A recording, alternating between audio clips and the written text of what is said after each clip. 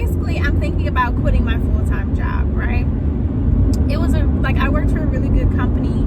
They were in the process of like doing a merge. So they were in the process of doing a merge. They were combining two big banks into one. So they were like, you know, it was really great. Like they were paying pretty good hourly. It was more than most people. It was more than what I was making. They, you know, offered a sign-on bonus, but the sign-on bonus was only if you stayed with them for a year. So the bonus was like, we'll give you $500 as long as you stay with us for a year. We'll give it to you after 90 days. But if you leave, we're going to take that $500 back.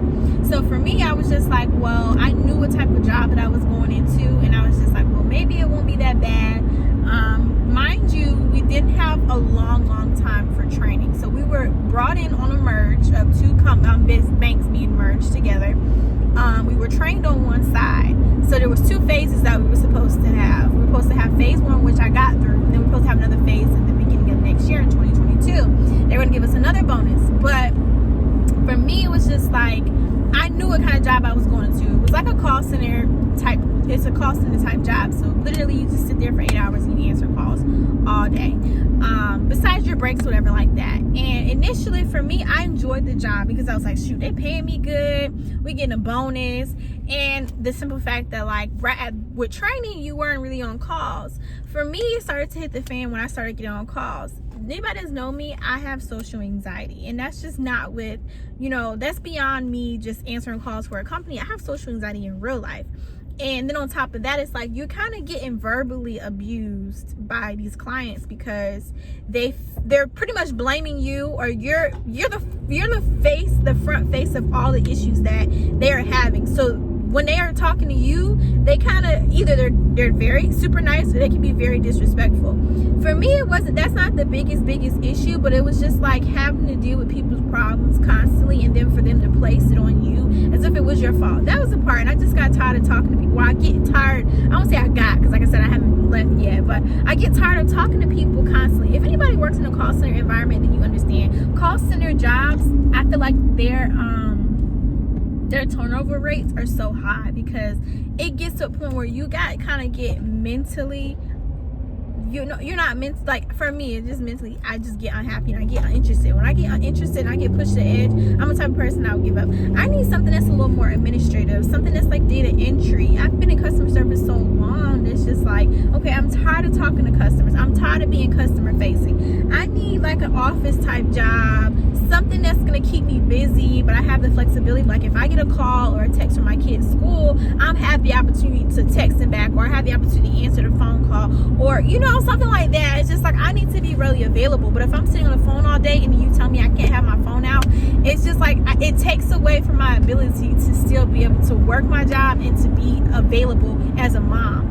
So for me, that was just stressing me out. And then with school, you know, with COVID and everything going on, my kids are getting sick. We're going to the colder months. So a lot of they're like, hey, don't send your kids to school if they have any cold-like symptoms. We advise you to keep them home. So my kids keep getting sick.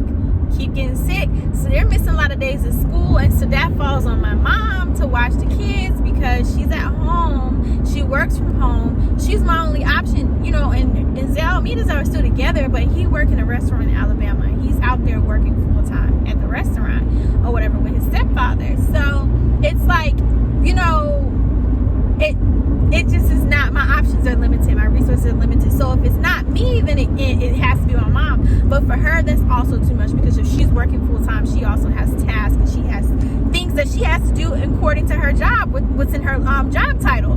So it created a lot of stress, you know, for me, because she would complain to me a lot of times about how she's tired, she needs a break, or if she gets sick, she's not feeling well, you know, like it just became too much. And for me, like trying to focus on my job or focus at work with knowing that all of this is going on, or you know, mom can't watch the kids, or my kids are sick. Not only okay, beyond the fact that she'll keep the kids, they're sick, oh, they might have thrown up, or you know, then the school is asking for doctor's notes, then the school was asking for this and that, and it just was too much. It just is too much for me. And I don't know if you're a mom, you know what I'm saying, it's just like, and then you already have to give up your time, the availability, the option. Like I was working on the weekends too. Well, I was working Saturdays. I was only off, so I'm normally off on Sunday. So like I'm giving up my time that I normally would spend with my kids on Saturdays.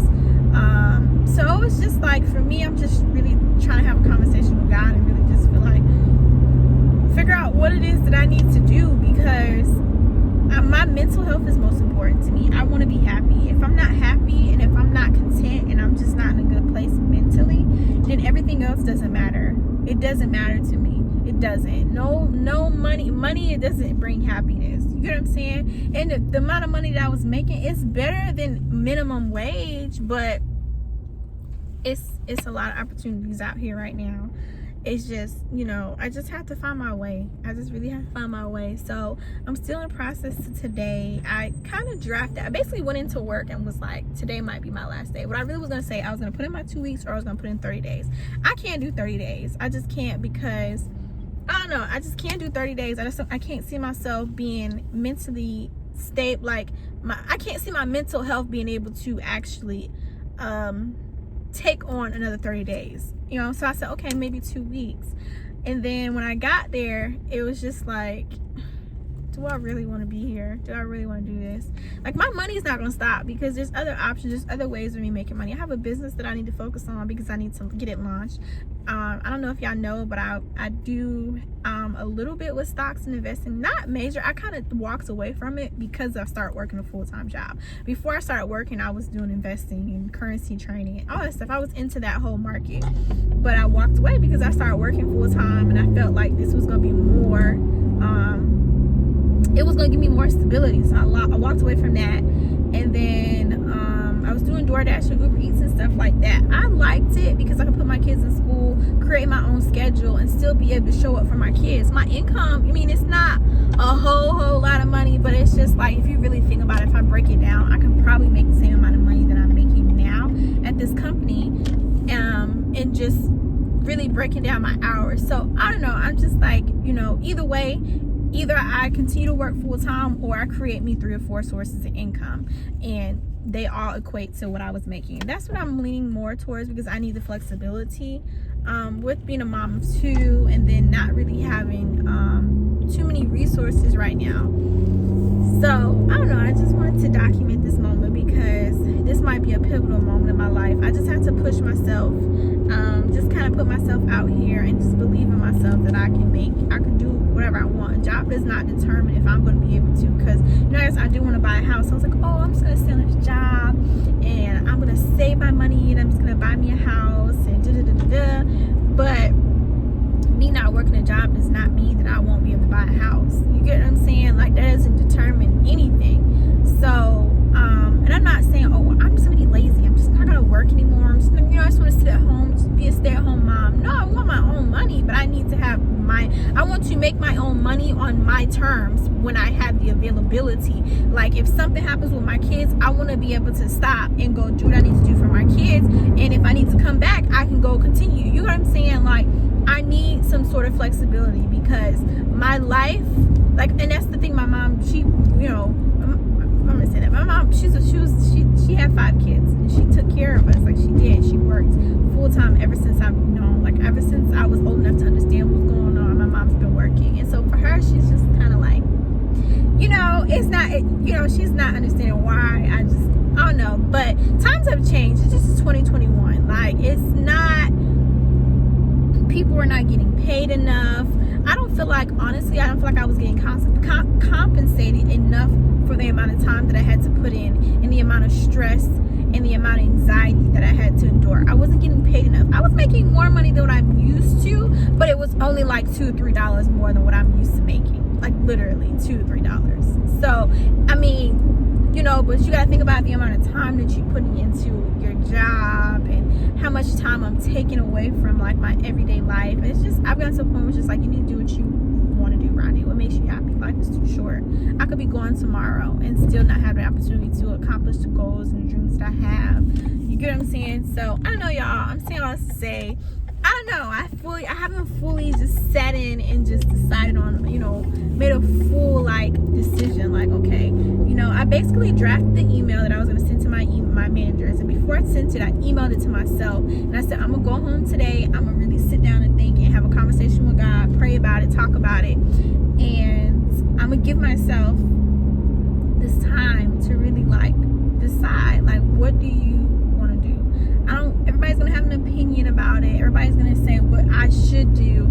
Everybody's gonna, you know what I'm saying, kind of like, everybody keeps reminding me, oh, it's a good company, and you know, it's a pretty good base pay, and da da da da da da. But nobody else is having to sit at this desk for 8 hours and answer phone calls and basically get verbally abused by people for problems that really have nothing to do with you. And it's easy to say, oh, you just answering calls. No, it's a lot more extensive when you are answering those calls and having to help these people, especially with the merge going on. The call volume is super high.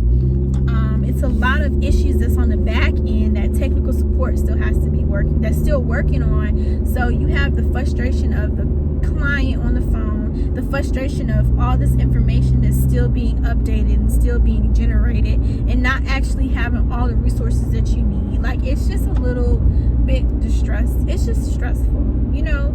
And this is the second time I got into a position with a company, and it was the same thing. I think it's just call centers are not for me.